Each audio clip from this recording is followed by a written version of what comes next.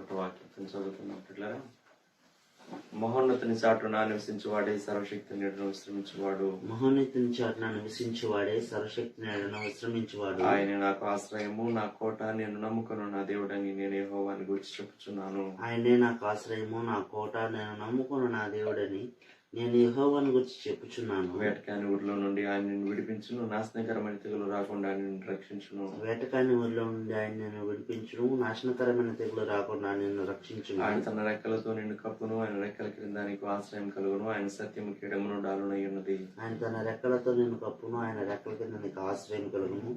ఆయన సత్యము కేడమును డాలునై ఉన్నది. రాత్రి వేళ కలుగు భయమునకైనను, పగటి వేళ ఎగురు బాణమునకైనను, రాత్రి వేళ కలుగు భయమునకైనను, పగటి వేళ ఎగురు బాణమునకైనను, చీకటిలో సంచరించే తెగులునకైనను, మధ్యాహ్నం మందు పాడు చే రోగమునకైనను నీవు భయపడుకుందువు. చీకటిలో సంచరించి తెగులకైనను, మధ్యాహ్నం మందు పాడు చే రోగమునకైనను నీవు నీ భయపడకుందువు. ప్రక్కన 1000 మంది పడినను, నీ కుడి ప్రక్కన 10,000 మంది కూలినను అపాయం నీ యొద్దకు రాదు. నీ ప్రక్కన 1000 మంది పడినను, నీ కుడి ప్రక్కన 10,000 మంది కూలినను అపాయం నీ ఎదుకు రాదు. నీవు కన్నులారా చూచుండగా భక్తిహీనులకు ప్రతిఫలం కలుగును. నీవు కన్నులారా చూచుండగా భక్తిహీనులకు ప్రతిఫలం కలుగును. యెహోవా నీవే నా ఆశ్రయము అని నీవు మహోన్నతుడైన దేవుని నీకు నివాసస్థలంగా చేసుకుని ఉన్నావు. యెహోవా నీవే నా ఆశ్రయము అని నీవు మహోన్నతుడైన దేవుని నీకు నివాసస్థలముగా చేసుకుని ఉన్నావు. నీకు అపాయమేమీ రాదు, ఏ తెగులును నీ గుడారం సమీపించదు. నీకు అపాయం ఏమీ రాదు, ఏ తెగులును నీ గుడారంను సమీపించదు. నీ మార్గములన్నిటిలో నిన్ను కాపాడుటకు ఆయన నిన్ను గురించి తన దూతలకు ఆజ్ఞాపించును. నీ మార్గములన్నిటిలో నిన్ను కాపాడుటకు ఆయన నిన్ను గురించి తన దూతలకు ఆజ్ఞాపించును. నీ పాదములకు రాయి తగలకుండా వారు నిన్ను తమ చేతుల మీద ఎత్తి పట్టుకుందరు. నీ పాదములకు రాయి తగలకుండా వారిని తమ చేతుల మీద ఎత్తి పట్టుకుంది. నీవు సింహములను నాగు పాములు త్రొక్కెదవు, కదం సింహములను భుజంగములను అనగదొక్కెదవు. నీవు సింహములను నాకు పామును త్రొక్కెదవు, కదం సింహముల భుజంగము అనగదొక్కెదవు. అతడు నన్ను ప్రేమించున్నాడు కనుక నేను అతని తప్పించదను, అతడు నా నామం ఎరిగిన వాడు కనుక నేను అతనికి కనపరచదను. అతడు నన్ను ప్రేమించుచున్నాడు కనుక నేను అతను తప్పించదును, అతడు నా నామం ఎరిగిన వాడు కనుక నేను అతను కనపరచదును. అతడు నాకు మొరపెట్టగా నేను అతనికి ఉత్తరమిచ్చదను, శ్రమలో నేను అతనికి తోడై ఉండదను, అతను విడిపించి అతని గొప్ప చేసేదను. అతడు నాకు మొరపెట్టగా నేను అతనికి ఉత్తరం ఇచ్చేదను, శ్రమలో నేను అతనికి తోడై ఉండేదను, అతను విడిపించి అతను గొప్ప చేసేదను. దీర్ఘాయు చేత అతనిని తృప్తిపరచదను, నా రక్షణ అతనికి చూపించదను. దీర్ఘాయువు చేత అతని తృప్తిపరచెదను, నా రక్షణ అతనికి చూపించదను. ఆమేన్. దేవుని వాక్యం విందాం ప్రియులారా. మన మధ్యలో దైవజనుడు బానాటి గారు వచ్చి మనకు దేవుని వాక్యం అందిస్తారు. దేవుని వాక్యాన్ని ధ్యానం చేసుకుందాం. మత్తయి సువార్త 8వ అధ్యాయం 5వ వచనం నుంచి 10వ వచనం వరకు చదువుతాను నేను. మీరు దయచేసి మీ యొక్క పరిశుద్ధ గ్రంథాల్లో ఈ భాగాన్ని గమనిస్తురండి. మత్తయి సువార్త 8వ అధ్యాయం 5వ వచనం నుంచి. ఆయన కపెర్నహూములో ప్రవేశించినప్పుడు ఒక శతాధిపతి ఆయన వద్దకు వచ్చి, ప్రభువా, నా దాసుడు పక్షవాయుతో మిగుల బాధపడుచు ఇంటిలో పడి ఉన్నాడని చెప్పి ఆయనను వేడుకొనెను. యేసు, నేను వచ్చి వాని స్వస్థపరిచెదనని అతనితో చెప్పగా, ఆ శతాధిపతి, ప్రభువా, నీవు నా ఇంటిలోనికి వచ్చుటకు నేను పాత్రుడను కాను. నీవు మాట మాత్రము సెలవిమ్ము, అప్పుడు నా దాసుడు స్వస్థపరచబడును. నేను కూడా అధికారమునకు లోబడిన వాడను, నా చేతి క్రింద సైనికులున్నారు. నేను ఒకరిని పొమ్మంటే పోవును, ఒకరిని రమ్మంటే వచ్చును, నా దాసుని ఈ పని చేయమంటే చేయును అని ఉత్తరమిచ్చెను. యేసు ఈ మాట విని ఆశ్చర్యపడి వెంట వచ్చుచున్న వారిని చూచి, ఇశ్రాయేలులో ఎవనికైనను నేను ఇంత విశ్వాసం ఉన్నట్టు చూడలేదని నిశ్చయముగా మీతో చెప్పుచున్నాను. ప్రియమైన వారలారా, ఈ ఉదయకాల సమయంలో యేసు ప్రభు శరీరధారిగా ఉన్నప్పుడు ఆయన యొక్క పరిచర్య దినాలలో జరిగిన ఒక సంఘటనను మనం చదువుకున్నాం. ఆ సంఘటనను మనం ధ్యానం చేసుకోబోతున్నాం. ప్రభు మరి ఆ యొక్క యూదయ దేశంలో అనేక ప్రాంతాలను ఆయన దర్శిస్తూ వచ్చారు. అనేక గ్రామాలను, పట్టణాలను తాను దర్శిస్తూ పరలోక రాజ్య సువార్త ప్రకటించుకుంటూ వెళ్లారు. చాలా ప్రాంతాలు. అయితే ఈరోజు మనం కపెర్నహూము అనే ఒక సిటీలో, ఒక టౌన్ లో, ఒక స్మాల్ టౌన్ లో జరిగిన ఒక వృత్తాంతాన్ని మనం ఈ ఉదయకాలం ధ్యానం చేసుకోబోతున్నాం. యూదయ దేశంలో చాలా టౌన్స్ ఉన్నాయి. అయితే ఈ కపెర్నహూముకున్న పేరేంటంటే టౌన్ ఆఫ్ జీసస్ అని ఉంటది. మేము 14లో ఇజ్రాయెల్ దేశం వెళ్ళినప్పుడు కపెర్నహూములో ఆ ప్లేస్, ఆ టౌన్ ని మేము విజిట్ చేసినప్పుడు అక్కడ చూసాం మేము. ఆ రోడ్డు ప్రక్కన టౌన్ ఆఫ్ జీసస్ అని రాయబడింది. కారణం ఏంటంటే ప్రభు కపెర్నహూములో తాను ఉంటూ వచ్చారు, లేక తాను అక్కడ చాలినంత సమయాన్ని స్పెండ్ చేశారు. చాలినన్ని కార్యాలు జరిగిస్తూ తన యొక్క దైవత్వాన్ని, తాను దేవుని నుంచి పంపబడిన దేవుని కుమారుడని అనేకమైన రుజువులు, ఆధారాలు ఆ ప్రాంతాల్లో బయలుపరుస్తూ వచ్చారు. So the town was called as the town of Jesus. యేసు యొక్క ఊరు ఇది అని కపెర్నహూము గురించి రాయబడింది. ఈ ప్రాంతంలో జరిగిన వృత్తాంతాన్ని ఉదయకాలం మనం ఆలోచన చేయబోతున్నాం. యేసు ప్రభు మరి చాలా సార్లు కపెర్నహూమును విజిట్ చేశారు. అలాగే ఒకసారి కపెర్నహూములో తాను ప్రవేశించినప్పుడు జరిగిన ఒక సంఘటన మత్తయి రికార్డ్ చేశాడు. మత్తయి మాత్రమే కాదు గాని ఈ సంఘటనను మరి లూకా కూడా రికార్డ్ చేశాడు. లూకాసు వార్త 7వ అధ్యాయం 1 నుంచి 10 వచనాల వరకు ఇదే వృత్తాంతాన్ని మనం చూస్తాం అన్నమాట. చేద్దాం. మెట్టుకి ఇక్కడ మనం ఆలోచన చేయబోతున్న విషయం ఏంటంటే, కపెర్నహూములో మరి యేసు ప్రభు దగ్గరకు వచ్చిన ఒక శతాధిపతిని గురించి మనం ధ్యానం చేయబోతున్నాం. ఏ సెంచూరియన్ ఎట్ కపెర్నహూమ్ లో ఉన్న ఒక శతాధిపతిని గురించి రాయబడింది. ఇదంతా రోమన్ ప్రావిన్స్, రోమియోల యొక్క మరి ఆధీనంలో ఉన్న ప్రాంతాలు కాబట్టి రోమా ప్రభుత్వము ప్రతి పట్టణానికి ఇంతింత ఏరియా చొప్పున కొందరు శతాధిపతులను, సెంచూరియన్స్ ని నియమిస్తూ వచ్చారు. కనుక ఈ రోజు మనం ధ్యానం చేయబోతున్న విషయంలో ఒక సెంచూరియన్ గురించి మనం ఆలోచన చేయబోతున్నాం. ప్రభు మనకు ఇచ్చే కృప చొప్పున పరిశుద్ధ గ్రంథంలో నుంచి లేక ఈ యొక్క నూతన నిబంధనలో నుంచి 3 శతాధిపతుల గురించి మనం ఆలోచన చేయబోతున్నాం. హీదన్ పీపుల్, వారు అన్యులు, వారు రోమీయులు, వారు రోమా ప్రభుత్వం చేత నియమించబడిన వారు, రోమా ప్రభుత్వం కొరకు ఉద్యోగాలు చేస్తున్న వారు, రోమా ప్రభుత్వం యొక్క అధికారము క్రింద ఉండి వారికి అప్పగించబడిన గురుతరమైన బాధ్యతను నిర్వహిస్తున్న ఒక పొజిషన్ లో ఉన్న వ్యక్తులు. శతాధిపతి అంటే, సెంచూరియన్ అంటే తన కింద 100 మంది సైనికులు ఉంటారు. సో తన కింద 100 మంది సైనికులు ఉంటారు. తాను ఆర్డర్ ఇస్తే, తాను ఏ మాట చెప్తే ఆ మాట చేయడానికి 100 మంది అందుబాటులో ఉంటారు. 100 మంది మీద ఒక అధికారిగా ఉన్న సెంచూరియన్ జీవితంలో జరిగిన ఒక సంఘటన మనం ఆలోచన చేస్తున్నాం. కనుక ఇతను ఒక పొజిషన్ లో ఉన్నాడు. ఇతను ఒక అన్యుడైన వ్యక్తిగా కూడా ఉన్నాడు. ఒక రోమన్ అని కూడా మనం ఆఫీసర్ అని జ్ఞాపకం పెట్టుకోవాలి. ఈ రోమన్ ఆఫీసర్ జీవితంలో జరిగిన ఈ సంఘటన మనం ఆలోచన చేయబోతాం. 3 సెంచూరియన్స్ గురించి ఆలోచన చేద్దాం. వాళ్ళు అన్యులు, వాళ్ళు రోమియులు, వారు రోమా ప్రభుత్వానికి సంబంధించిన వారు, రోమా పరిపాలన యోదయ దేశంలో నిర్వహిస్తున్న వారు. వారి గురించి మనం నేర్చుకోవాలా? వారి జీవితాల్లో కూడా ఏదన్నా ఉందా? మరి ఉద్యోగపరంగా ఒక స్థాయిలో సంతస్తులో ఉన్న వాళ్ళు కావచ్చు, అలాంటి వాళ్ళ గురించి మనం చెప్పుకోవాలా అన్యుల గురించి అంటే కాదు. కానీ మనం వారు హౌ దే ఆర్ గ్రేట్ అనేది మరొక నూతనమైన కోణంలోంచి మనం ఆలోచన చేయబోతున్నాం. ఈ సందర్భంలో మనం యేసు ప్రభు యొక్క మరి ఆయన పరిచర్యలో ఆయనతో కలుసుకున్న ఒక శతాధిపతిని గురించి మొదటగా మనం ఆలోచన చేయబోతున్నాం. చూడండి, ఈ యొక్క శతాధిపతి దగ్గర ఒక 100 మంది సైనికులు ఉంటారు.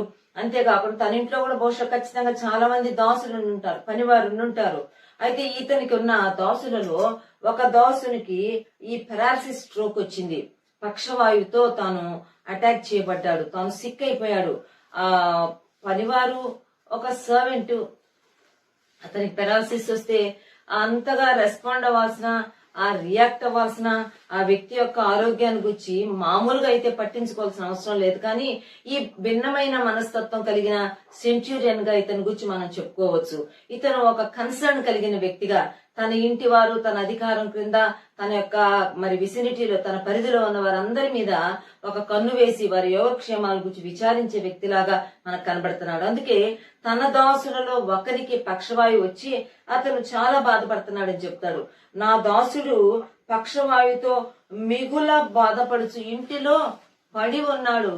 అతని పట్ల ఎంతో కన్సర్న్ తో యేసు ప్రభుని తాను రీచ్ అవుతున్నాడు, సమీపిస్తున్నాడు. అయ్యా, నాకు చాలా మంది పనులు ఉన్నారు, అందులో ఒక పనివాడికి పెరాలసిస్ అటాక్ వచ్చింది, దాంతో చాలా సఫర్ అవుతున్నాడు, అసలు ఏమీ చేసుకోలేకపోతున్నాడు, ఇంట్లో పడున్నాడు అని చెప్పి అతని గురించి ప్రభువును వేడుకుంటూ ఉన్నాడు. అప్పుడు ప్రభు చెప్తున్నాడు, నేను వస్తాను, నేను వచ్చి వాడిని I will come to you, I will come to your servant. నీ దాసుని దగ్గరికి నేను వస్తాను, నీ దగ్గరికి, నీ ఇంటికి నేను వస్తాను, అతని దగ్గరకు వచ్చి నేను బాగు చేస్తానంటే ఇతను చెప్తున్నాడు 8వ వచనం, ప్రభా, నీవు నా ఇంటిలోనికి వచ్చుటకు నేను పాత్రుడను కాను, నీవు మాట మాత్రము సెలవిమ్ము, అప్పుడు నా దాసుడు స్వస్థపరచబడును. ఈ శతాధిపతి ఒక ఉన్నతమైన స్థానంలో తాను ఉన్నట్టు కనబడుతున్నా గాని దేవుని ఎదుట, దేవుని కుమారుని యేసు ప్రభు ఎదుట తను తగ్గించుకుంటున్నాడు. తానంటున్నాడు, ప్రభా, నీవు నా ఇంటిలోనికి వచ్చుటకు నేను పాత్రుడను కాదు, I'm not eligible to receive you. నేను అసలు నా ఇంట్లో చేర్చుకోవడానికి నేను అపాత్రుడను, కనుక నీవు మాట మాత్రము సెలవిమ్ము, అప్పుడు నా దాసుడు స్వస్థపరచ. ఒక్క మాట ఇవ్వు ప్రభా, నీ మాట చొప్పున నా దాసుడు బాగైపోతాడు అని చెప్తున్నాడు. సాధారణంగా పొజిషన్ లో ఉన్న వాళ్ళైతే గొప్ప గొప్ప వ్యక్తుల్ని తమ ఇళ్లకు పిలుచుకొని తాము గొప్పలు చెప్పుకోవడానికి ప్రయత్నం చేస్తారు. లేక తాము ఎంత గొప్పవారు కాకపోతే అంత గొప్ప వ్యక్తి మా ఇంటికి వచ్చాడని చెప్పుకోవడానికి ప్రయత్నం చేస్తారు. అలాగే ఈ శతాధిపతి కూడా యేసు ప్రభుని తన ఇంట్లోకి రానివ్వచ్చు, తన చుట్టూన్న వారందరికి ఇన్ఫార్మ్ చేసేయచ్చు, ఈ రోజు యేసు మా ఇంట్లోకి రాబోతున్నాడని చెప్పి తన ఇంట్లోకి వచ్చి తన దాసుని చేసిన ఆ ముట్టి బాగు చేసిన విధానాన్ని గురించి తాను అతిశయించడానికి అవకాశాలు ఉన్నాయి. కానీ శతాధిపతి అంటున్నాడు, అయ్యా నీవు నా ఇంటిలోకి రావడానికి నేను పాత్రులను కాను, మాట మాత్రము సెలవిము. నీ మాటలో శక్తి ఉన్నది, నీ మాటలో ఉన్న శక్తిని నేను నమ్ముతున్నాను. దానికి ఉదాహరణ ఏమంటే అంటాడు, నేను కూడా అధికారమునకు లోబడిన వాడును, నా చేతి క్రింద కూడా సైనికులు ఉన్నారు. ఒకరిని పొమ్మంటే పోను, ఒకరిని రమ్మంటే వచ్చును, నా దాసుని ఈ పని చేయమంటే చేయును అని. ప్రభా నేను కూడా అధికారంలో ఉన్నా, నాకు కూడా తెలుసు, నా దగ్గర చాలా మంది పనివారు ఉన్నారు, ఒకరిని పొమ్మంటే పోతారు, ఒకరిని రమ్మంటే వస్తారు, ఏ పని అప్ చెప్తే ఆ పని చేస్తారు. కనుక there is power in word. మాటలో శక్తి ఉన్నది. నేను ఒక్క మాట చెప్పానంటే, నా నోటిలోంచి ఒక్క మాట బయటకు వస్తే, నా మాటను నెరవేర్చడానికి నా చుట్టూరా 100 మంది సైనికులు ఉంటే, ఈరోజు సర్వశక్తి కలిగిన దేవుడు నీవు మాట సెలవిస్తే నా యొక్క దాసుడు బాగైపోతాడని చెప్పి ఎంతో గొప్ప విశ్వాసంతో యేసు ప్రభు యొక్క మాటలో తాను నమ్మిక ఉంచుతున్నాడు. కీర్తన గ్రంథంలో ఒక మాట ఉంటది, అద్భుతమైన మాట, దీనికి సరిపోయే మాట. ఆయన తన నోటి వాక్కును పంపి, చూడండి ఒక మాట, 107వ కీర్తన 20వ వచనం, 20. ఆయన తన వాక్కును పంపి వారిని బాగు చేసెను, ఆయన వారు పడిన కుంటలలో నుండి వారిని విడిపించెను. తన వాక్కును పంపి వారిని బాగు చేసెను. దేవుని వాక్కులో శక్తి ఉన్నది, దేవుని మాటలో శక్తి ఉన్నది అనేది ఒక అన్యుడు నమ్ముతున్నాడు. ఒక శతాధిపతి ఆ గ్రహింపులోనికి వచ్చాడు, ఆ యొక్క డిజైన్మెంట్ తనకు కలిగింది. అంటున్నాడు, మాట మాత్రము సెలవిమ్ము, నా దాసుడు ప్రియమైన వారలారా, ఈ దినాల్లో నీవు నేను కూడా దేవుని మాట యందు నమ్మిక ఉంచాలి. దేవుని మాట యొక్క ఆ విలువను, శక్తిని మనం గుర్తిస్తూ రావాలి. ఆయన మాట యందు మనం నమ్మిక ఉంచితే ఆయన మాట యొక్క వాక్ యొక్క నెరవేర్పును మన జీవితాల్లో మనం చూడగలం. సెంచూరియన్ అంటున్నాడు, మాట మాత్రము సెలవివ్వయ్య చాలు, నువ్వు నా ఇంట్లోకి రావడానికి నేను పాత్రును కాను. చూడండి లూకా 7వ అధ్యాయంలో కూడా, లూకా సువార్త 7వ అధ్యాయం మొదటి 10 వచనాల్లో మనకు ఆ మాట కనబడుతుంది. మొదటి 10 వచనాల్లో అసలు ఇక్కడ రాయబడిన సందర్భం ప్రకారం అయితే శతాధిపతి కూడా ప్రభువుని రీచ్ అవ్వలేదంట. శతాధిపతి కూడా ప్రభు దగ్గరికి వెళ్ళడానికి తనకి ధైర్యం చాలేదంట. తాను వెళ్లి ఆ మధ్యలో ఉన్న యూదులను రిక్వెస్ట్ చేస్తున్నాడు. మత్తయ్య అన్న శతాధిపతి యేసు ప్రభుని రీచ్ అయినట్టుగా రికార్డ్ చేశాడు, గాని లోకా అయితే తాను అసలు కనీసం యేసు ప్రభుని కూడా రీచ్ అవడానికి ధైర్యం చేయలేదు. మధ్యలో ఉన్న యూదులను రీచ్ అయ్యి యూదులను తాను వేడుకుంటున్నాడు. 3వ వచనం 7:3, శతాధిపతి యేసును గుచ్చి విని ఆయన వచ్చి తన దాసుని స్వస్థపరచవలన ఆయనను వేడుకొంటకు యూదుల పెద్దలను ఆయన యొద్దకు పంపెను. యూదుల పెద్దల యొద్దకు పంపుతూ ఉన్నాడు, అయ్యా నా ఇంట్లో పనివాడు బాగాలేదు అని చెప్పి. ఆ తర్వాత సరే నేను వస్తాను నీ ఇంటిలోనికి అనంటే, మరలా శ్రమ పుచ్చుకొనవద్దు, నా ఇంటిలోనికి వచ్చుటకు నేను పాత్రుడను కాను, అందుచేత నీ యొద్దకు వచ్చుటకు పాత్రుడనని నేను ఎంచుకొనలేదు, అయితే మాట మాత్రము సెలవిమ్ము, అప్పుడు నా దాసుడు స్వస్థపరచబడు. ఎంత బాగుంది కదా. అయ్యా నీవు నా ఇంట్లోకి రావడానికి నేను పాత్రుడను కాను.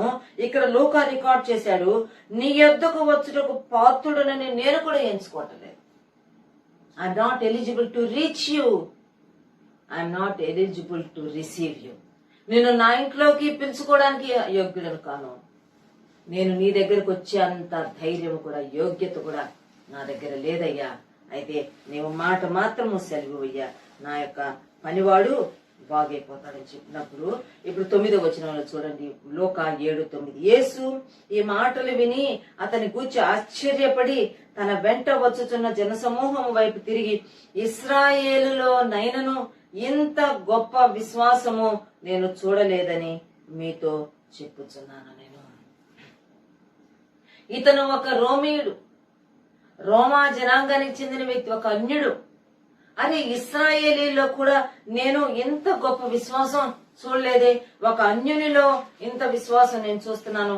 నా మాటలో ఉన్న శక్తిని తాను రిసీవ్ చేసుకున్నాను. దగ్గరికి రానక్కర్లేదంటున్నాడు, ముట్టక్కర్లేదంటున్నాడు, చూడక్కర్లేదంటున్నాడు. కేవలము మాట మాత్రం సెలవిస్తే దేవుని మాట శక్తివంతమైన మాట. దేవుని మాటలో శక్తి ఉన్నది. అందుకే 119వ కీర్తనలో చాలా ఉన్నాయి ఆయన వాక్యాన్ని గురించి. అది మరి 7 మారులు మరి కరిగించబడిన ప్రశస్తమైన వెండి వంటిది, జుంటితేన ధారల కంటే మధురమైనది, వేల కొలది వెండి బంగారు నాణెముల కంటే విలువైనది. 19వ కీర్తనలో కూడా దేవుని మాట యొక్క ప్రశస్తతను గురించి రాయబడుతూ వచ్చింది. 2 పేతురు 1:19 అదే ఉంటది. తెల్లవారి వేకు చుక్క మీ హృదయములలో ఉదయించు వరకు ఈ ప్రవచన వాక్యమునందు మీరు లక్ష్యం ఉంచిన ఎడల మీకు మేలు. ప్రకటన 1:3 ఈ ప్రవచన వాక్యాలు చదివినా మీకు మేలే, విన్నా మీకు మేలే, దాన్ని గైకొంటే మరెక్కువ చదవడంలో మేలు, వినడంలో మేలు, మాట్లాడడంలో మాట చెప్పుకోవడంలో మేలు. యేసు మాటలో శక్తి ఉంది. ప్రియమైన వారలారా, ఈ శతాధిపతి దేవుని మాటలో ఉన్న శక్తిని తను గుర్తించాడు. దేవుడు సార్వభౌముడు, సర్వాంతర్యామి అని గుర్తించాడు. అయ్యా, నువ్వు నా ఇంటికి రానక్కర్లేదు, నువ్వు అక్కడే ఉండి మాట్లాడితే ఇక్కడున్న నా దాసుడు, మిగుల బాధపడుతూ పడి ఉన్న నా దాసుడు తిరిగి లేస్తానని చెప్పాడు. అతను చెప్పినట్టే అతని విశ్వాసం కొద్దీ ఆ పనివాడు బాగుపడ్డాడని ఆ భాగంలో మనం చూస్తాం. లూకా సువార్తలో అది రికార్డ్ చేయబడింది, మత్తయి సువార్తలో అది రికార్డ్ చేయబడింది. మెట్టుకు ఈ శతాధిపతిలోంచి మనం నేర్చుకోవాల్సిన ముఖ్యమైన మూల విషయం ఏంటంటే దేవుని యందు తాను కలిగి ఉన్న విశ్వాసం. ప్రభు అంటున్నాడు, ఇశ్రాయేలులోనైనను ఎవనికైనను నేను ఎంత విశ్వాసం, ఎంత గొప్ప విశ్వాసము నేనున్నట్టు చూడలేదు. గొప్ప విశ్వాసం, గ్రేట్ ఫెయిత్. ఎండ్ డేస్ లో మనం ఈ యొక్క అపాయకరమైన కాలాలలో పరిస్థితులు ఎలా మారిపోతాయో తెలియని ఈ దినాలలో విశ్వాసంలో భాగ్యవంతులు మనం కావాల్సిన వారంగా ఉన్నాం. ఒకవేళ శారీరకంగా మనం భాగ్యవంతులు కావచ్చు, కాకపోవచ్చు, మన దగ్గర ధనధాన్యాదులు లేకపోవచ్చు, వెండి బంగారాలు లేకపోవచ్చు, ఆస్తిపాస్తులు లేకపోవచ్చు, కానీ దేవుడు మన నుంచి ఎక్స్పెక్ట్ చేస్తుంది we should be rich in faith. విశ్వాసంలో భాగ్యవంతులంగా ఉండాలంట. మన విశ్వాసాన్ని మనం అధికం చేసుకుందాం.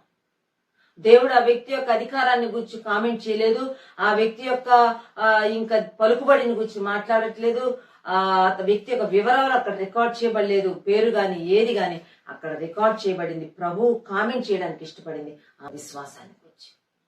ఇశ్రాయేలులోనైనా నేను ఎంత గొప్ప విశ్వాసము ఎవనిలోనైనా నేను. ప్రియమైన వారలారా, ఈ దినాల్లో మనం let us increase our faith. లూకా సువార్త 17వ అధ్యాయం 5వ వచనంలో ఈ మాట ఉంటుంది. అపోస్తలులు అడిగారంట, ప్రభువా మా విశ్వాసమును వృద్ధి పొందించు, లార్డ్ ఇంక్రీజ్ అవర్ ఫెయిత్ అని అడిగారంట. Lord increase our properties, increase our houses, ఇంకేవేవో అవి ఇవి వృద్ధి పొందించమని అడగలేదంట. ప్రభువా మా విశ్వాసమును వృద్ధి పొందించు. చూడండి, ఒక శతాధిపతి, ఒక అన్యుడే గొప్ప విశ్వాసాన్ని కలుగు చేస్తే ఈ రోజు దేవుని పేరు పెట్టుకున్న మనము, దేవుని యందు విశ్వాసం ఇచ్చిన మనము ఎలా ఉంది మన విశ్వాస స్థాయి, మన ఫెయిత్ లెవెల్స్ ఎలా ఉన్నాయి మనం ఆలోచించుకోవాలి. మత్తయి సువార్త 14వ అధ్యాయంలో యేసు ప్రభు యొక్క స్వయాన అపోస్తలుడు, స్వయాన శిష్యుడు, యేసు ప్రభుతో పాటు కలిసి జీవిస్తున్నాడు. యేసు ప్రభు యొక్క జీవితంలో ఉన్న ప్రతి యాక్టివిటీని చాలా దగ్గర నుంచి చూస్తున్న పేతురు ఒకసారి ప్రభు చేత మందలించబడ్డాడు. ఈ విషయాన్ని మనం మత్తయి సువార్తలో చూస్తాం. మరి యేసు ప్రభు మధ్యరాత్రి వేళ నీళ్ల మీద నడుచుకుంటూ రావడం చూసి చాలా ఉర్రూతలూగుతాడు.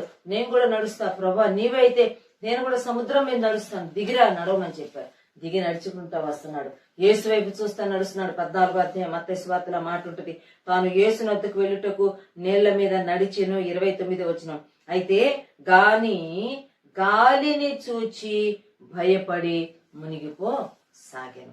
యేసు ప్రభువుని చూస్తూ యేసు నొద్దకు నడుస్తూ ఉన్నాడు. అప్పుడంతా బాగున్నాడు. అయితే గాలిని చూచినప్పుడు భయం వచ్చేసింది, అప్పుడు ప్రభు మందలిస్తున్నాడు. ప్రభు ఆ కరుణించమని కేకలేస్తే ప్రభు వచ్చి పేతురు చేయి పట్టుకుని లేపి అంటున్నాడు 31వ వచనం, అల్ప విశ్వాసి ఎందుకు సందేహపడుతుందని అతనితో. ప్రియమైన వారలారా, అల్ప విశ్వాసంగా ఉండొద్దు, అడుగంటిపోయిన విశ్వాసంతో ఉండొద్దు, అరాకొర విశ్వాసంతో ఉండొద్దు. Let us trust God whole heartedly. ప్రభువును హృదయమంతటితో నమ్ముదాం, హృదయమంతటితో విశ్వసిద్దాం. ఒక శతాధిపతి ఎక్సర్సైజ్ చేసిన ఫెయిత్ నీవు నేను ఎక్సర్సైజ్ చేయడానికి ప్రయత్నం చేద్దాం. ప్రభు అన్నాడు, ఎంత గొప్ప విశ్వాసము నేను ఎవరిలో తన శిష్యుడు అల్ప విశ్వాసి అని ప్రభు చేత మందలించబడ్డాడు. తిరిగి యోహాను సువార్త 20వ అధ్యాయంలోకి వెళ్తే పునరుద్ధానుడైన ప్రభు మరి శిష్యులను గదిలోనికి వచ్చి వారిని ధైర్యపరుస్తా మీకు సమాధానం కలుగునుగాక అని తను నేను లేచాను అని కలుపరుచుకుంటుంటే ఒకసారి ఒక ఇన్స్టెంట్ లో ఆ శిష్యుడైన తోమ ఉండడు. ఆ తర్వాత తోమ బయట నుంచి వచ్చినాక వీళ్ళు చెప్తారు యేసు ప్రభు వచ్చాడు, పునరుద్ధానుడైన యేసు వచ్చాడు, మేము చూసామంటే నేను నమ్మనంటాడు. మీరు చెప్తే నేను నమ్ముతానా? మీరు చూశారంటే నేను నమ్ముతాను. నేను చూస్తేనే నమ్ముతాను. నేను అతని ప్రక్కలో అతని చేతుల్లోని గాయాల్లో నేను వేలు పెడితే గాని నమ్మనని చెప్పాడు. యేసు ప్రభు తోమా కోసం మళ్ళా రెండోసారి విజిట్ చేశాడు. యోహాను సువార్త 20వ అధ్యాయం 27వ వచనం ఆ యొక్క భాగంలో ఉంటుంది, 25 నుంచి ఉంటుంది. తోమా కోసమే ప్రభు వచ్చాడు.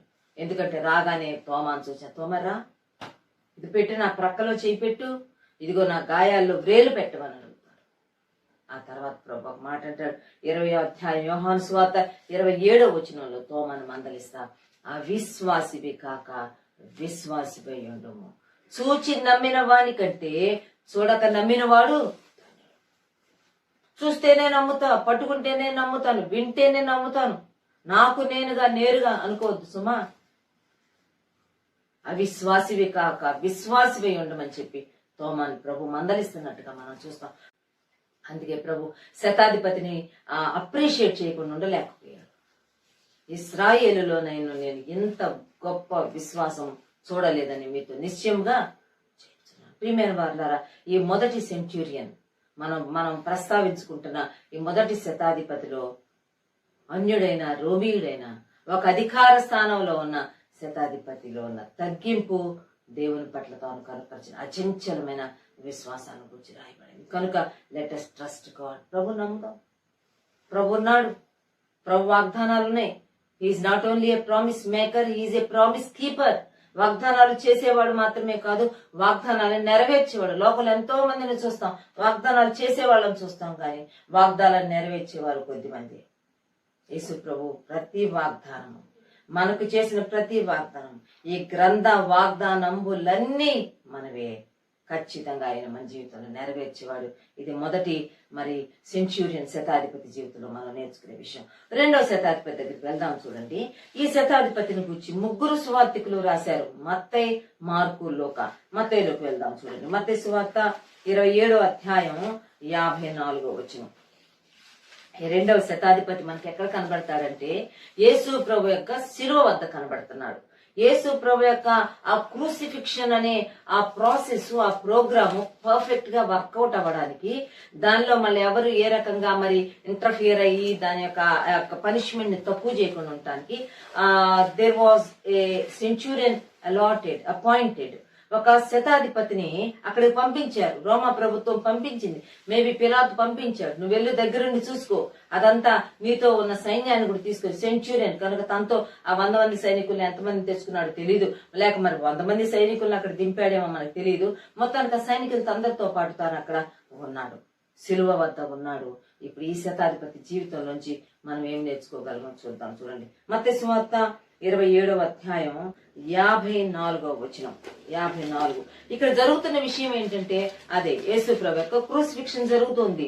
యేసు ప్రభు యొక్క క్రూసిఫిక్షన్ జరుగుతుంటే యేసు ప్రభు శిలువ చుట్టూరా చాలా మంది ఉన్నారు, నానా రకాలైన ప్రజలు ఉన్నారు. ఉదాహరణకి ఈ 27వ అధ్యాయంలో 39వ వచనం, ఆ మార్గమున వెళ్ళుచుండిన వారు తలలు ఊచుచూ దేవాలయమును పడగొట్టి 3 దినములలో కట్టువాడా, నిన్ను నీవే రక్షించుకొనుము, నీవు దేవుని కుమారుడైతే శిలువ మీద నుండి దిగుమని చెప్పుచు ఆయనను దూషించిరి. శిలువ దగ్గర చాలా గుంపులుగా ప్రజలు చేరారు.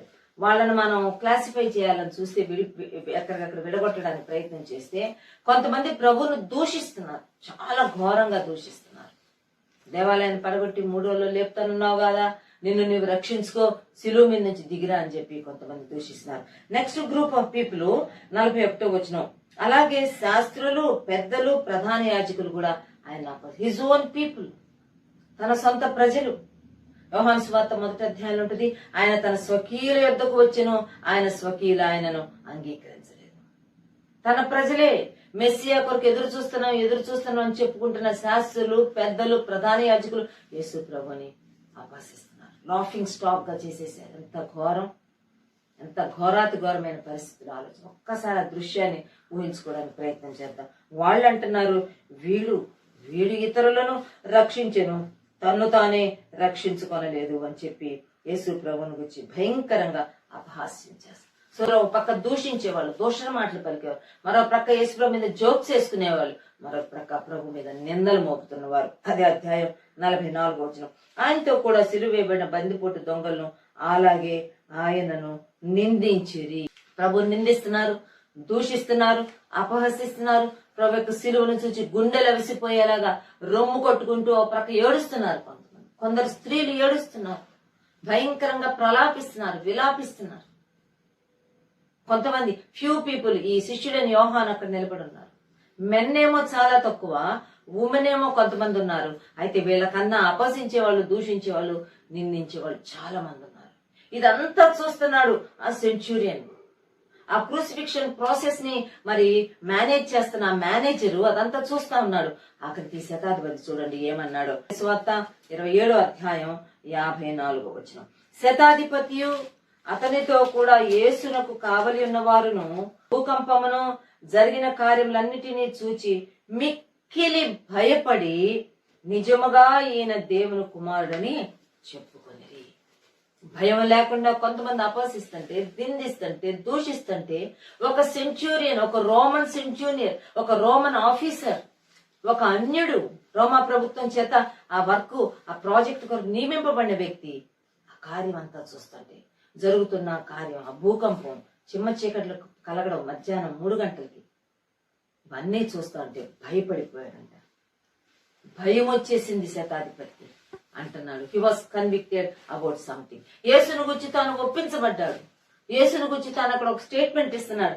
ఏమంటున్నాడంటే, నిజముగా ఈయన దేవుని కుమారుడే, truly he's the son of God. అంత బాగుంది కదా ప్రియమైన వారులారా. ఈ 2వ శతాధిపతి యేసును చూచి ఒక చక్కని సాక్ష్యం ఇస్తున్నాడు. యేసును కూర్చి ఒక బలమైన స్టేట్మెంట్ ఇస్తున్నాడు. అధికారంలో ఉన్న వ్యక్తి, ప్రభుత్వంలో ఉన్న వ్యక్తి, పరిపాలనలో ఉన్న వ్యక్తి ఇస్తున్న స్టేట్మెంట్ ఇది. అంటున్నాడు, truly this man is the son of David, God, దేవుని కుమారుడితను, ఈయనే దేవుని కుమారుడు అనే ఒక విషయం. He was convicted. ఉదయకాలం ప్రభు మనతో ఈ 2వ శతాధిపతి జీవితం ద్వారా మనతో మాట్లాడుతున్న విషయం ఏంటంటే, we need to have some personal convictions. దేవుని గురించి మనకు మనముగా కొన్ని ఒప్పింపులు కలిగి ఉండాలి.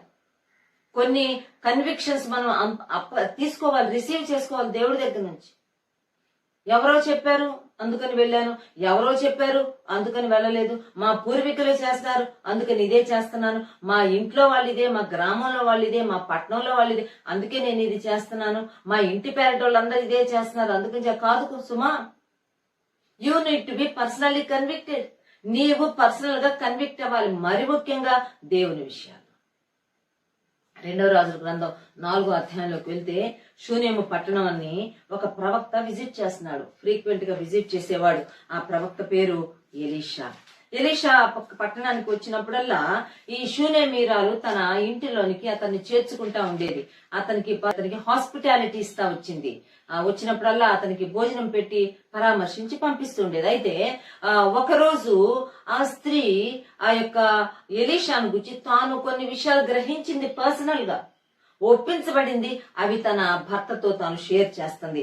2వ రాజుల గ్రంథము 4వ అధ్యాయం 9వ వచనం. కాగా ఆమె తన పెనిమిటిని చూచి, మన యొద్దకు వచ్చుచూ పోవుచున్నవాడు భక్తి గల దైవజనుడని నేనెరుగుదును. I know, I am convinced totally. నాకు ఒక విషయం అర్థమయ్యిందయ్యా, మన ఇంటికి వచ్చుచూ పోవుచున్న ఇతను భక్తి కలిగిన దైవజనుడు. నేను షీ వాస్ టోటలీ కన్విన్స్డ్. నమ్మింది, భర్తను ఒప్పించింది, భర్తతో మాట్లాడింది, ఒక చిన్న గది కట్టింది, ఆ గదిలో బస ఏర్పాట్లన్నీ చేసింది. భక్తి గల దైవజనుడైన ఎలీషాను తన ఇంటిలో చేర్చుకున్నది. తన ఇంట్లో పరిస్థితులన్నీ సెట్ రైట్ అయిపోయింది. ప్రియమైన వారులారా, ఉదయకాల సమయంలో ఈ 2వ శతాధిపతి జీవితం ద్వారా మనకు దేవుడిస్తున్న మాటలు ఏంటంటే, మనము వ్యక్తిగతంగా కొన్ని విషయాల్లో మనం ఒప్పించబడాలి. We need to have our own convictions.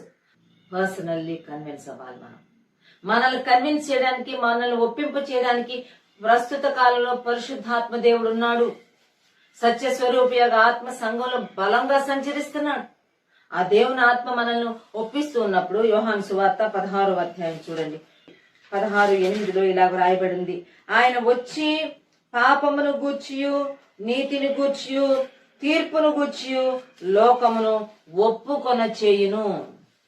ఎవరైనా పరిశుద్ధాత్మ దేవుడు. యేసుప్రభు ముందే చెప్పాడు, నేను వెళ్ళిపోతున్నాను, మిమ్మల్ని అనాథలుగా వదలను, మీరు ఒంటరిగా ఉండబోవటం లేదు, మీకు తోడుగా ఉండటానికి సత్యస్వరూపి ఆత్మను పంపించు.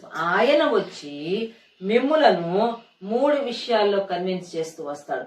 ఒకటి పాపమును గుర్చి, రెండవది నీతిని గుర్చి, మూడవది తీర్పును గుర్చి. మనం పాపులమని ఒప్పుకోవాలి సుమా. మనలో తగ్గింపు అవసరం. ఆత్మ విషయమై దీనులైన వారు ధన్యులు, పరలోక రాజ్యం వారిది. ఎవరిది పరలోక రాజ్యం? ఆత్మ విషయాల్లో దీనులై తగ్గించుకుని వారి ఆత్మీయ స్థితిని ఉన్నట్టుగా ఎవరు ఒప్పుకుంటారో వారికి పరలోక రాజ్యం. పాపాన్ని గురించి ఆత్మదేవుడు ఒప్పిస్తాడు. రెండవది నీతిని గురించి ఆయన ఒప్పింపు చేస్తాడు. ఎవలాగా నీవు నీతిమంతుడు అవుతావు? నీ ధర్మ కార్యాల ద్వారా, నీ పుణ్య కార్యాల ద్వారా, నీ నీతి కార్యాల ద్వారా నువ్వు నీతిమంతుడు అవ్వవు. దేవుని కుమారుడు యేసుక్రీస్తు యొక్క విమోచనము ద్వారా ఉచితంగా నీతిమంతులుగా తీర్చబడతావు అనే విషయాన్ని పరిశుద్ధాత్మ దేవుడు మనతో మాట్లాడుతూ మనల్ని కన్విన్స్ చేస్తాడు. కనుక నీతిని గురించి ఒప్పించబడాలి. మూడోది తీర్పును గురించి ఒప్పించబడాలి. చనిపోయిన తర్వాత ఏమీ లేదండి అని అనుకుంటున్నావేమో, కాదు. చనిపోయిన తర్వాత తీర్పు ఉంది. There is life after death. మరణం తర్వాత జీవితం ఉంది. ఆ జీవితం నువ్వు ఎక్కడుంటావో ఆలోచన చేసుకోవాలి. ఈ భూమి మీద ఉండగానే నిత్య మరణంలోనికి, రెండో మరణంలోకి వెళ్ళిపోతావా లేక నిత్య జీవంలోకి వెళ్తావా అనేది నీవు ఒప్పించబడు. There is judgement. ఎలా బ్రతికినా పర్వాలేదు లేని మనల్ని అడిగే వాళ్ళు ఎవ్వరు లేరు. మనం ఎవ్వరు ఎదుట నిలబడక్కర్లా, ఎవరికి సంజాయిషి చెప్పుకోక్కర్లేదు అనుకుంటారు. ఒకవేళ భూమి మీద నీకున్న పలుకుబడితోటి, నీకున్న అధికారంతో, నీకున్న కండబలంతో, ధనబలంతో, మంది బలంతో నువ్వు ఎవ్వరి ముందు నిలబడక్కర్లేదేమో గాని అందరము ఒకరోజు ధవల సింహాసనం ఎదుట నిలబడాల్సిందే. ఆ తీర్పు సింహాసనం ఎదుట ఆయన మనకు తీర్పు తీరుస్తాడు. ఆ తీర్పుకు మనం తలవొక్కాల్సిందే. మనం ఒప్పించబడాల్సిన విషయాలు. ఈ 2వ శతాధిపతి, శిలువ దగ్గర నిలవబడిన శతాధిపతి, హీ హిమ్సెల్ఫ్ వాస్ కన్విన్స్. తనకు తానుగా ఒప్పించబడ్డాడు. ఎవరు తను ఒప్పించట్లా. ఇంకా చెప్పాలంటే చుట్టూరా వాళ్ళంతా చాలా ప్రతికూలంగా ఉన్నారు. అయినా కానీ తాను అంటున్నాడు, నిజముగా ఈయన దేవుని కుమారుడే. నీకు తెలుసా ఈ విషయం? యేసుప్రభు ఒకసారి అడిగాడు, మన శిష్యులను పెట్టుకుని అడిగాడు, మీరేమనుకుంటున్నారు నన్ను గూర్చి, లేకపోతే ఇతరులు నన్ను గూర్చి ఏమనుకుంటున్నారు అని అంటే వాళ్ళు అంటారు మత్తయి సువార్త 16వ అధ్యాయంలో, ప్రభా నిన్ను గూర్చి కొంతమంది మరి ఎలియా అంటున్నారు, కొంతమంది ప్రవక్త అంటున్నారు, కొంతమంది ఇర్మియా అంటున్నారు, బాప్తిస్మ యోహాన్ అంటున్నారు అని అంటే మత్తయి సువార్త 16వ అధ్యాయం 15వ. అందుకు ఆయన, మీరైతే నేను ఎవడనని చెప్పుకొనుచున్నారని వారిని అడిగి, మీరైతే ఏమనుకుంటున్నారు నన్ను? వాళ్ళందరూ సరే, వాట్ ఈజ్ యువర్ కన్విక్షన్? నీ ఒప్పింపు ఏంటి? నీ గ్రహింపు ఏంటి? నీ అవగాహన ఏంటి? నన్ను గురించి నీవు అందుకున్న ప్రత్యక్షత ఏంటని అడిగినప్పుడు పేతురు చాలా చక్కగా చెప్తున్నాడు. అందుకు సీమోను పేతురు, నీవు సజీవుడగు దేవుని కుమారుడవైన క్రీస్తువి, సజీవుడగు దేవుని కుమారుడైన క్రీస్తు అని చెప్పి అక్కడ చాలా స్పష్టంగా తాను చెప్తున్నట్టుగా మనం చూస్తాం. కాబట్టి దేవుని కుమారుడైన క్రీస్తుగా పేతురు తనను గుర్తిస్తున్నాడు. కనుక పేతురు యేసుక్రీస్తును సజీవుడగు దేవుని కుమారుడైన క్రీస్తుగా తాను ఆ ప్రత్యక్షత రిసీవ్ చేసుకున్నాడు. ఇదే విషయాన్ని శతాధిపతి ఈ యొక్క కన్విక్షన్ గురించి మార్కు కూడా రికార్డ్ చేశాడు. మార్కు సువార్త 15:39లో ఆయనకెదురుగా నిలిచిన శతాధిపతి ఆయన ఇలాగు ప్రాణం విడిచి చూచి, నిజముగా ఈ మనుష్యుడు దేవుని కుమారుడు అని చెప్పాను. లూకా కూడా రికార్డ్ చేశాడు. చూడండి 23వ అధ్యాయం 47వ వచనం. శతాధిపతి జరిగినది చూచి ఈ మనుష్యుడు నిజముగా నీతిమంతుడయ్యుండెనని చెప్పి దేవుని మహిమపరచాడు. What a great conviction! ఎంత గొప్ప ప్రత్యక్షత తాను అందుకున్నాడండి.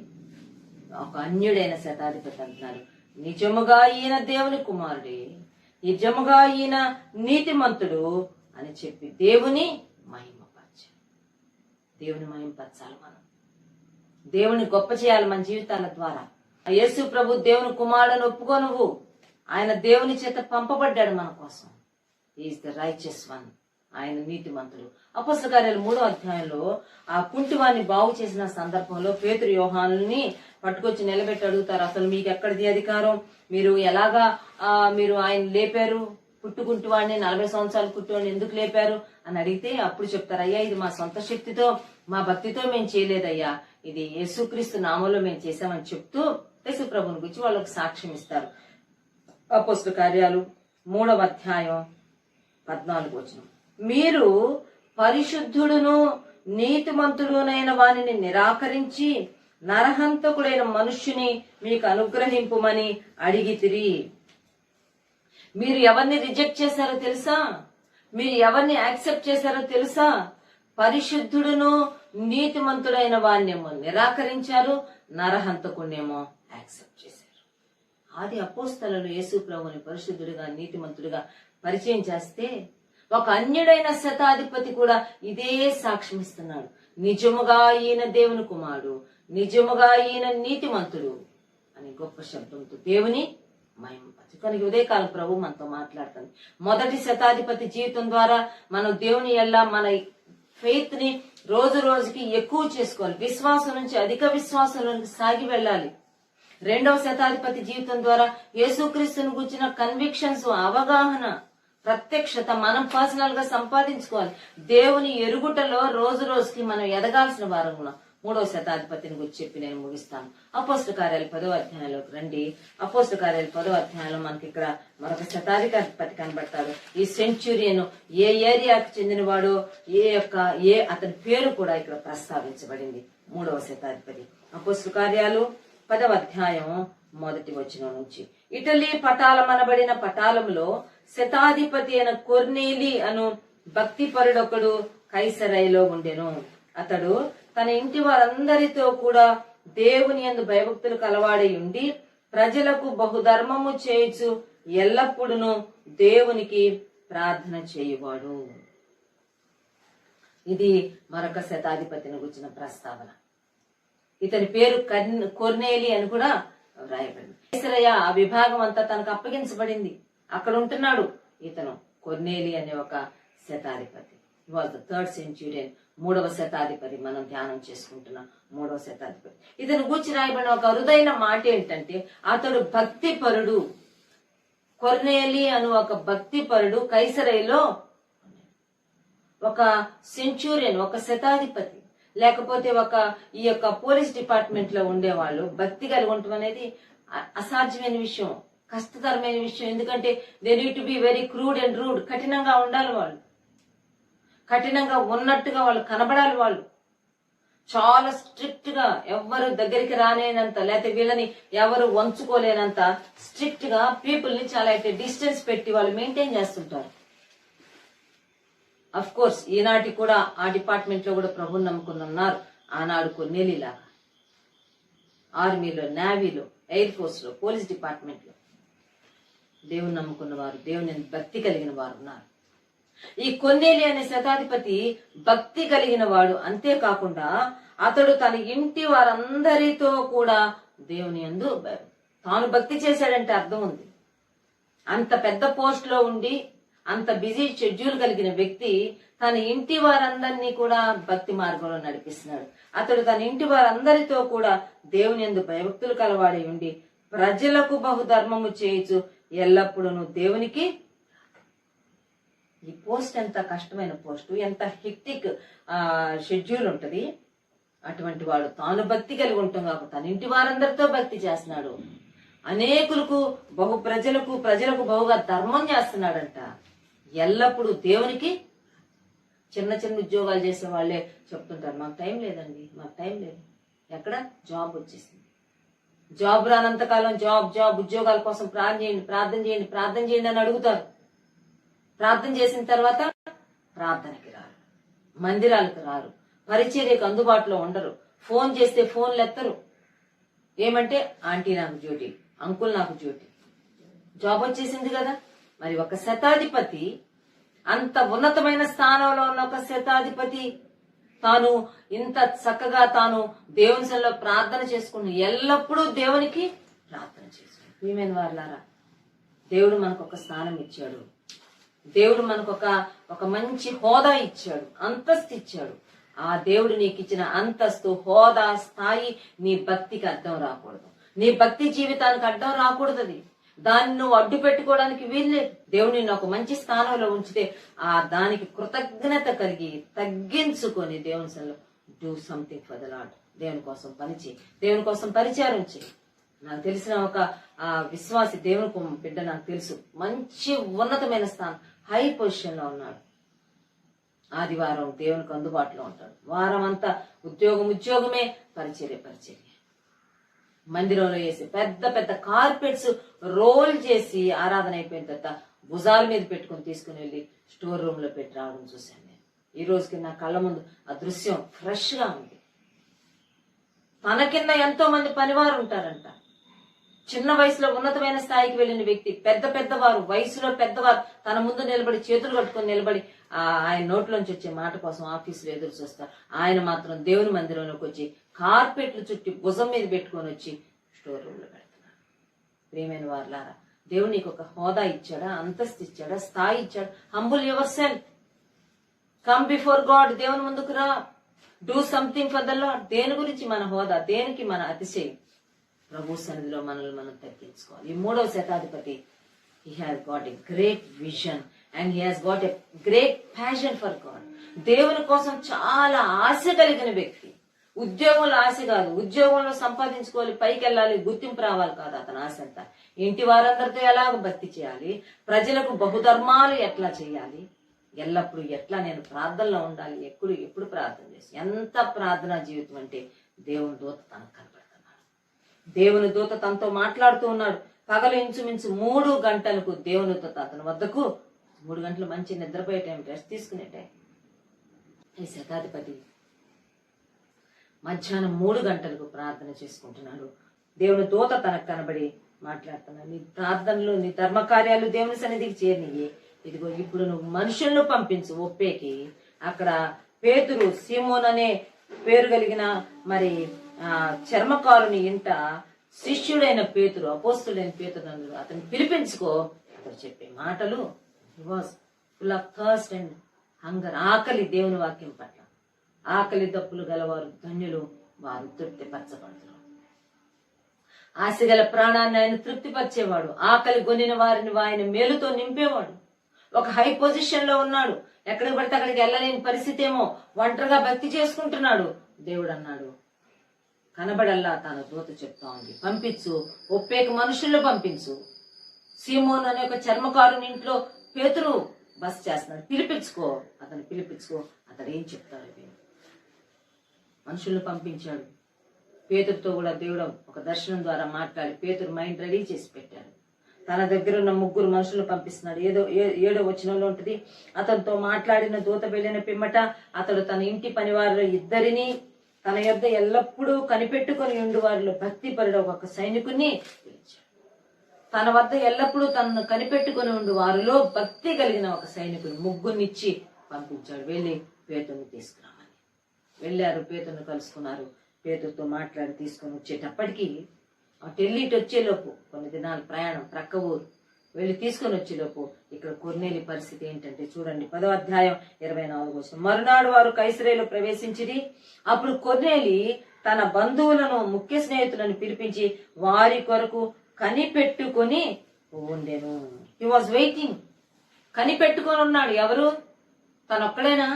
తన ఫ్యామిలీ ఏనంటే కాదు, తన బంధువుల్ని, తన ఫ్రెండ్స్ ని అందరినీ గ్యాదర్ చేసేసాడు. లేవేసేసాడేమో, ఉద్యోగ బాధ్యత పక్కన పెట్టేశాడు. తన స్నేహితులను, తన బంధువులు అందరిని పిలిచి హి వాస్ వెయిటింగ్. తెలియదు ఎంతసేపు నుంచి వెయిట్ చేస్తున్నాడు, ఎన్ని గంటల నుంచి వెయిట్ చేస్తున్నాడు తెలియదు. అన్ని గంటల సేపు తన ఇంటికి వచ్చిన బంధువులకి, స్నేహితులకి హాస్పిటాలిటీ ఇస్తా, వారికి విసుగు రాకుండా, వారు మళ్ళీ వెళ్లిపోకుండా ఎంతో చక్కగా వాళ్ళని నిలబెట్టాడు ఆ ఇంట్లో. అంతలోకి పేతురు వచ్చాడు. ఎంత హంబుల్ అంటే ఈ శతాధిపతి. 25వ వచనంలో ఉంటుంది, పేతురు లోపలికి రాగా కొర్నేలి అతన్ని ఎదుర్కొని అతని పాదముల మీద పడి నమస్కారము చేశాడు. ఏమి తగ్గింపు! సామాజికంగా ఉన్నతమైన స్థానాల్లో ఉన్న ఈ శతాధిపతులు దేవుని సన్నిలో తమను తాము తగ్గించుకున్నారు. ప్రియమైన వారులారా, మీలో ఎవడైనను ప్రముఖుడై ఉండగోరిన ఎడల, మీలో ఎవడైనా గొప్పవాడుగా ఉండగోరిన ఎడల వాడు తను తాను తగ్గించుకోవాలి. ఎందుకు ఈ సెంచురియన్స్ గురించి మనం ఎందుకు చెప్పుకోవాలి? ఇప్పుడు ఒక రోమా ప్రభుత్వానికి చెందిన శతాధిపతుల గురించి ఏంటి మనం ప్రస్తావించుకునేది? అవును, they are great in their personalities. వారి వ్యక్తిత్వాల్లో వారు గొప్పవారు. వారి వ్యక్తిత్వం నుంచి గొప్ప గొప్ప సంగతులు మనం నేర్చుకోవడానికి ఉన్నాయి. అందుకే మనం ఈ రోజు నేర్చుకుంటున్నాం. ఉన్నతమైన హోదాలో ఉన్న ఒక శతాధిపతి, అయ్యా నువ్వు నా ఇంట్లోకి రావడానికి నేను అర్హుని కాదు, నేను నీ దగ్గరికి రావడానికి కూడా అర్హుని కాదయ్యా, మాట మాత్రం సెలవిమ్మని అద్భుతమైన విశ్వాసం చూపించి ఈ రోజు నిన్ను నన్ను సవాలు చేస్తున్నాను. మరొక శతాధిపతి అందరూ అపహసించే గుంపు, దూషించే గుంపు, నిందించే గుంపు మధ్యలో శిలువ మీద వ్రేలాడుతూ రక్తసిక్తమైన దేహంతో పలికిన 7 మాటలు నిశ్చయంగా వినుంటాడు.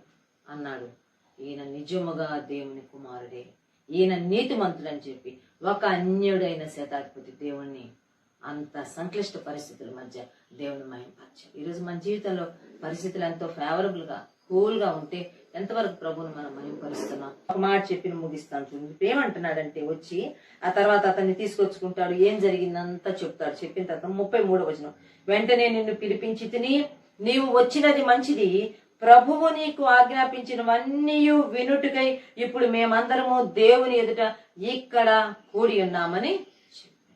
నా గొప్పతనం, నా ఇల్లు, నా వైభవం చూపించుకోవడానికి నువ్వు పిలవలేదయ్యా. నీవు దేవుని మాట విని నీవు ఇక్కడికి వచ్చుట మంచిది. ప్రభువు నీకు ఆజ్ఞాపించినవన్నీ, ఆయన నీకు ఆజ్ఞాపించినవన్నీ నువ్వు మాకు చెప్పు, అవన్నీ వినడానికి మేమందరం ఇక్కడ కూడి వింటానికి వచ్చాం. గొప్పలు చెప్పడానికి కాదు, నా గొప్పతనం చూపించుకోవడానికి కాదు నేను పిలిపించింది. నేను చెప్పే మాటలు వినడానికి. Man of great passion. కనుక ఈ ముగ్గురు రోమన్ ఆఫీసర్స్, ముగ్గురు సెంచురియన్స్, శతాధిపతుల జీవితాల ద్వారా ప్రభు మాట్లాడిన 3 సత్యాలు మనం జ్ఞాపకం పెట్టుకున్నాం. మొదటి Centurion was a man of faith, గొప్ప విశ్వాసాన్ని కనుపరిచిన ఒక రోమన్ ఆఫీసర్. మన విశ్వాసాన్ని మనం అధికం చేస్తున్నాం. రెండవ Centurion he was a man of great దేవుని యొక్క కన్విక్షన్స్, దేవుని యొక్క ప్రత్యక్షతలు అందుకున్నాడు. మ్యాన్ ఆఫ్ గ్రేట్ రెవల్యూషన్స్, యేసు ప్రభువుని గురించిన ప్రత్యక్షతలు అందుకున్నాడు. ఆ నడిపింపు చొప్పున ప్రత్యక్షతనే తాను ఒప్పుకున్నట్టుగా మనం చూస్తాం, ఎక్నాలెడ్జ్ చేసినట్టుగా చూస్తాం. మూడవ శతాధిపతి he was a man of great passion, నశించిపోయే ఆత్మల పట్ల భారం, తన ఇంటి వారి, తన స్నేహితులు, తన బంధువులు, తన ఆత్మీయ జీవితంలో ఒక గొప్ప బ్రేక్ త్రూ రావాలని ఆశపడిన వ్యక్తి. ఆ రీతిగానే తాను దీవించబడ్డాడు. సువార్త వింటాడు, అందరూ మారుమనసు పొందుతారు, పాపాలు ఒప్పుకుంటారు. ఆ మీటింగ్ లో పరిశుద్ధాత్మ దేవుడు వారి మీదకి బలంగా దిగి వచ్చిన దాఖలాలు కూడా అపోస్తల కార్యాలు 10వ అధ్యాయంలో ఉన్నాయి. కనుక ఇటువంటి కృప దేవుడు మనకు అనుగ్రహించాలని దేవునిలో ప్రార్థన చేసుకుందాం. మనల్ని మనం తగ్గించుకుందాం. ఆత్మీయ జీవితాన్ని చాలా గంభీరమైన ఘనమైన అంశంగా తీసుకుందాము, శ్రద్ధ తీసుకుందాము, ఆత్మీయంగా కట్టబడదాము. ప్రభు కృపలో ముందుకు సాగి వెళ్దాము. ప్రభు ఈ మాటలను మనందరి కొరకు దీవించును గాక. ఆమేన్. ప్రార్థన చేసుకుందాం. ప్రియులారా, చెప్పినటువంటి వాక్య భాగం కొరకు ప్రార్థన చేసుకుందాం. కృపామయుడ, దయామయుడ, కరుణమయుడ యేసయ్య, మీ స్తోత్రాలు వందనాలు చెల్లించుకుంటున్నాం. నాయన మీ కృప కొరకు స్తోత్రాలు. దేవా మా తండ్రి, అయ్యా మమ్మల్ని మీరు ప్రేమించి, దేవా మమ్మల్ని మీరు ఉద్దేశించి మీరు మాట్లాడినటువంటి ప్రతి మాట కొరకు మీ స్తోత్రాలు వందనాలు చెల్లించుకుంటున్నాను. నాయన దేవా మీ వాక్యం ద్వారా, మీ సేవకుల ద్వారా మీరు మాతో మాట్లాడినటువంటి విధానం అంతటి కొరకు స్తోత్రాలు వందనాలు చెల్లించుకుంటున్నాం.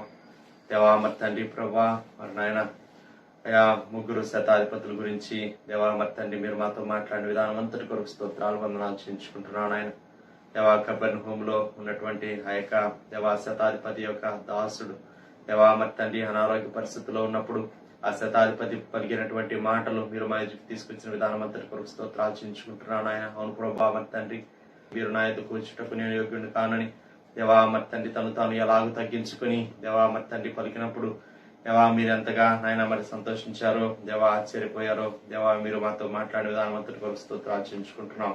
అవును ప్రభా, మాట మాత్రం సెలవేమో నా దాసుడు స్వస్థపరచబడతాడని దేవా మరి తండ్రి తను పలికినటువంటి ఆ గొప్ప విశ్వాసపు మాటలకి దేవా మీరు ఎంతగా ఆశ్చర్యపోయారో, దేవా విషయాలు మీరు మాకు బోధించిన విధానం అంతటి కొరకు స్తోత్రాలు. మీ మాటల్లో ఉండేటువంటి శక్తి తాను ఎంతగా గ్రహించగలిగాడో దేవా మీరు మాకు వివరించిన విధానం అంతటి కొరకు స్తోత్రాలు చెల్లించుకుంటున్నాను ఆయన. దేవా ప్రభా మరి తండ్రి నాయన 2వ శతాధిపతిని మీరు మా ఎదురు తీసుకొచ్చిన విధానం అంతటి కొరకు స్తోత్రాలు చెల్లించుకుంటున్నాం. సిలువ దగ్గర మరి తండ్రి నాయన మరి మిమ్మల్ని సిలువకు అప్పగించాల్సినటువంటి ఆ యొక్క బాధ్యతలన్నీ దేవా మరి తండ్రి చూసుకుంటున్నటువంటి ఆ యొక్క శతాధిపతి దేవా మరి తండ్రి నాయన ఆ సమయంలో పలికినటువంటి మాటలు దేవా మీరు మా ఇంటికి తీసుకొచ్చిన విధానం అంతటి కొరకు స్తోత్రాలు. అయినటువంటి ఆ యొక్క శతాధిపతి ఎంతగా ప్రభావ మరి తండ్రి మిమ్మల్ని గుర్తించాడో, మిమ్మల్ని దేవా గణపరిచాడో ఆ విషయాలు మీరు మాకు బోధించిన విధానం అంతటి కొరకు స్తోత్రాలు చెల్లించుకుంటున్నాం. మరి తండ్రి అలాగనైనా 3వ వ్యక్తిగా మరి తండ్రి ఇటలీ పటాలం అనబడినటువంటి పటాలంలో శతాధిపతి అయినటువంటి కొర్నేలిని మీరు మా ఇంటికి తీసుకొచ్చిన విధానం అంతటి కొరకు స్తోత్రాలు చెల్లించుకుంటున్నాను. ఆయన మీ బిడ్డ ఎలాగైతే ప్రభావ మరి తండ్రి నాయన అయ్యా మరి నాయన ప్రతిదినం ప్రార్థన చేస్తూ దేవా ఎల్లప్పుడూ ప్రార్థన చేస్తూ దేవా మరి తండ్రి నాయన బహుధర్మం చేస్తూ ఎల్లప్పుడూ దేవుని యందు భయభక్తులు కలిగి దేవా మరి తండ్రి ఎలాగ జీవించాడు, ఎలాగ సాక్ష్యం కలిగి ఉన్నాడు ఆ విషయాలు మీరు మాకు బోధించిన విధానం అంతటి కొరకు స్తోత్రాలు చెల్లించుకుంటున్నాను. ఆయన దేవా మరి తండ్రి ప్రభా నాయన పేతుర్ని తన ఇంటికి దేవా మీరు చెప్పిన ప్రకారం పిలిపించి దేవా మరి తండ్రి ప్రభా తన ఇంటి వారందరితో కలిసి నాయన పేతురు ఏం మాట్లాడతాడని దేవా మరి తండ్రి ఎంతో సిద్ధ మనసు కలిగి సిద్ధపాటు కలిగి ఉన్నటువంటి ఆ యొక్క సందర్భం అంతటిని మీరు మాకు వివరించిన విధానం అంతటి కొరకు స్తోత్రాలు. దేవా మరి తండ్రి ప్రభా ఎంతో గొప్ప నాయన ధర్మ కార్యములు చేసేటువంటి వ్యక్తి, ఎంతో ప్రార్థనలో ఉండేటువంటి వ్యక్తి దేవా మరి తండ్రి నాయన మరి దేవదూతలు సహితం తాను ప్రత్యక్షమై దేవా మరి తండ్రి నాయన మరి మాట్లాడేటువంటి ఆ యొక్క స్థాయి అంతస్తులోనికి తాను చేరగలిగి ఉన్నాడని దేవా మీరు మాకు వివరించిన విధానం అంతటి కొరకు స్తోత్రాలు. ఆయన మా ప్రార్థన మెట్టును కూడా మీరు దీవించమని ప్రార్థన చేస్తున్నాం. మీరు బలపరచండి, ఉన్నతమైనటువంటి స్థలాలకు మమ్మల్ని కూడా ఎక్కించండి. ప్రార్థనలో దేవా గొప్ప కార్యములు దేవా మీ ద్వారా మేము ప్రార్థన ద్వారా మరి తండ్రి నాయన మేము మా జీవితాల్లో మరి తండ్రి నాయన కలిగి ఉండడానికి మాకు సహాయం చేయమని ప్రార్థన చేస్తున్నాం. కృప చూపించండి, సహాయం చేయండి దేవా మరి తండ్రి నాయన. అంత మాత్రమే కాదు ప్రభా దైవజనులు ప్రేతులు నాయన మరి తండ్రి నాయన వారి ఇంటికి వచ్చినప్పుడు తను ఎలాగూ తగ్గించుకున్నాడు, ఎంతగా ప్రభా మరి తండ్రి నాయన సాష్టాంగపడి నమస్కారం చేశాడు దేవా. ఆ విషయాలన్నీ మీరు మాకు బోధించిన విధానం అంతటి కొరకు స్తోత్రాలు చెల్లించుకుంటున్నాం. చూపించండి ఆయన, సహాయం చేయమని ప్రార్థన చేస్తున్నాం. ఆ తగ్గింపు మాకు కూడా దయచేయమని ప్రార్థన చేస్తున్నాను. ఆయన మేము కలిగి ఉండేటువంటి దేవా అర్హతలు, హోదాలు, పదవులను బట్టి మేము మాత్రం అతిశయించక దేవా వర్తని తగ్గించుకొని దేవా మిమ్మల్ని ప్రేమించడానికి దేవా మీ దైవజనుల్ని గౌరవించడానికి దేవా మాకు నేర్పించమని ప్రార్థన చేస్తున్నాం. స్తోత్రాలు. తద్వారా ప్రభావ మరి తండ్రి పరిశుద్ధాత్మ ద్వారా వచ్చేటువంటి ప్రతి విధమైనటువంటి దీవెనల ఆశీర్వాదములు దేవా మా మీద, మా కుటుంబం మీద దేవా మరి తండ్రి నాయన నిలిచి ఉండడానికి మాకు సహాయం చేయమని ప్రార్థన చేస్తున్నాం. గొప్ప కార్యములు మీరు జరిగించండి, అన్ని విషయాలు మీరు సహాయం చేయండి దేవా. వాక్యం అందించినటువంటి దేవా మరి తండ్రి దైవజనురాల కొరకు స్తోత్రాలు చెల్లించుకుంటున్నాను. ఆయన విన్న వాక్కు మా అందరి హృదయాల్లో నీరు కట్టి ఫలింపజేయమని ప్రార్థన చేస్తున్నాం దేవా. చక్కగా ప్రభా మరి తండ్రి నాయన యొక్క శతాధిపతులు కలిగి ఉండేటువంటి గొప్ప దేవా మరి తండ్రి విశ్వాసము దేవా మరి తండ్రి నాయన ఆ యొక్క ప్రత్యక్షత దేవా, ఆ యొక్క తగ్గింపు, ఆ యొక్క ప్రార్థన దేవా మేము కూడా ఈ మెట్లు మేము కూడా కలిగి దేవా మరి తండ్రి అద్భుతంగా ఒక మంచి దేవా మరి తండ్రి ప్రయోజనకరమైనటువంటి ఆత్మీయ జీవితాన్ని మేము కూడా కొనసాగించడానికి సహాయం చేయమని ప్రార్థన చేస్తున్నాం. సహాయం చేయమని చూపించిన ప్రతి బిడ్డను జ్ఞాపకం చేసుకుని దీవించండి. విన్నవాకు మందర హృదయాల్లో నీరు కట్టి ఫలింపజేయండి. ఆత్మీయంగా ప్రతి ఒక్కరిని కూడా మీరు బలపరిచి వృద్ధిలోనికి తీసుకురమ్మని ప్రార్థన చేస్తున్నాను. ఆయన మీకు వందనాలు. ఇదిగో ప్రభా మరి తండ్రి కృప చూపించండి, మీరు సహాయం చేయండి. వందనాలు. ఏ కుటుంబంలో ఏ అక్కర ఏ అవసరం ఉన్నదో దేవా మీరు జ్ఞాపకం చేసుకుని గొప్ప కార్యములు మీరు జరిగించమని ప్రార్థన చేస్తున్నాను. ఆయన దేవా మా ఆత్మీయ జీవితానికి అడ్డుగా వచ్చేటువంటి ప్రతి విధమైనటువంటి అంధకార చీకటి శక్తులన్నింటినీ కూడా యేసయ్య నామములో లయపరుస్తున్నాం దేవా. మీరేనాయన దూరపరచండి దేవా. గొప్పగా సంతోషంగా ప్రభా మీరున్న వాక్యానుసారంగా మేము సాగిపోవడానికి మీ మహాకృపను మీరు మాకు మెండుగా అనుగ్రహించమని ప్రార్థన చేస్తున్నాం. మీ స్తోత్ర సమస్త విషయాల కృప చూపించండి. మీ నామానికి మహిమ తెచ్చుకోండి.